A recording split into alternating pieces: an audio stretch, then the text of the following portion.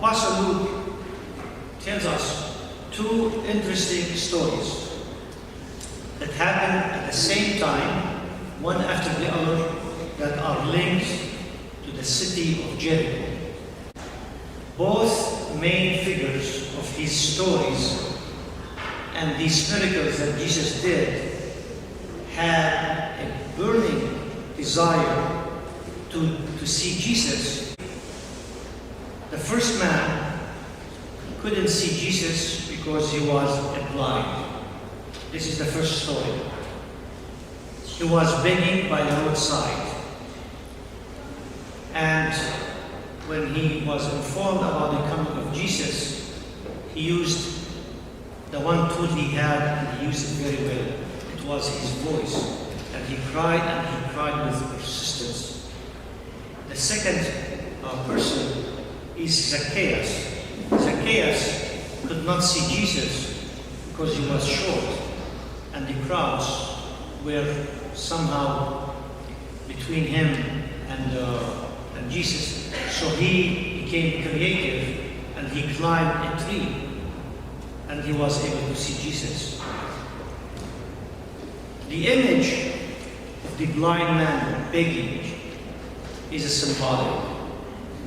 It's a reference to the spiritual panhandlers whose souls are impoverished. Everyone that spiritually starving is like that blind man.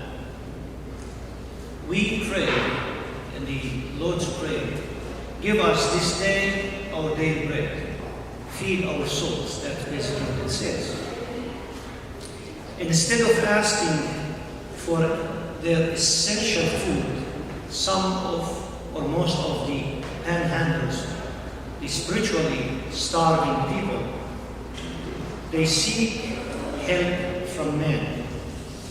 They seek satisfaction through worldly means and ways. The spiritually impoverished and malnourished people extend their hand out all the time, and they beg from every passerby to be given what? What do they need? They need true wisdom. They need true understanding. They need the true knowledge. They need their nourishment, the food that nurtures their starving, aching souls. The passers-by and the crowds in both stories, the blind man of Jericho and the story of Zacchaeus, they did not satisfy the needs of these panhandlers in this case, the blind man. They even prevent us, these groups even prevent us from being satisfied by connecting to the source of nourishment that is Jesus Christ. The crowd is the image of the influencers. Who are the crowds? They are all those big names all the time on the air, through the social media or other means present. They are the self-proclaimed teachers, the media panelists, authors, writers of self-help books, the mind controllers, government officials, leaders of organizations that claim they have their organizations to help, so on and so forth. You got the idea. All these are blockers from reaching, connecting with the source of true knowledge and true nourishment, Jesus Christ.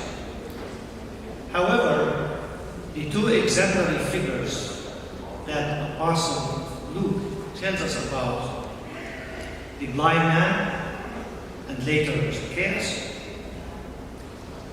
demonstrated acute abilities to know how to distinguish between the fake and the authentic source of true light.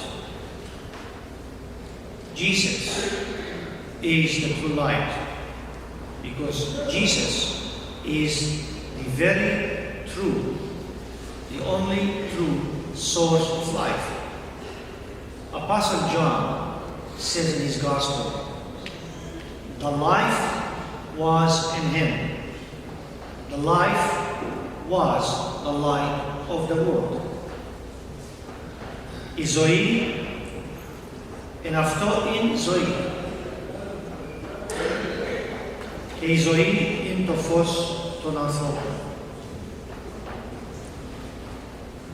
The blind man learning from the Holy Bible, where it says, let your mercy, O Lord, be upon us as we do put our trust in you. This is exactly what the blind man did. He said, Lord, I put my trust in you. Let your mercy be upon me. Psalm 33, verse 22. Learning from this biblical verse, the blind man of Jericho utilized the most effective tool. He cried with fervency, and he was able to be granted the mercy of God, giving us an example on how to do the same thing. Let the example of the blind man of Jericho teach us how to distinguish between the authentic from the fake. Let us go directly to the true source of life, to the true source of light.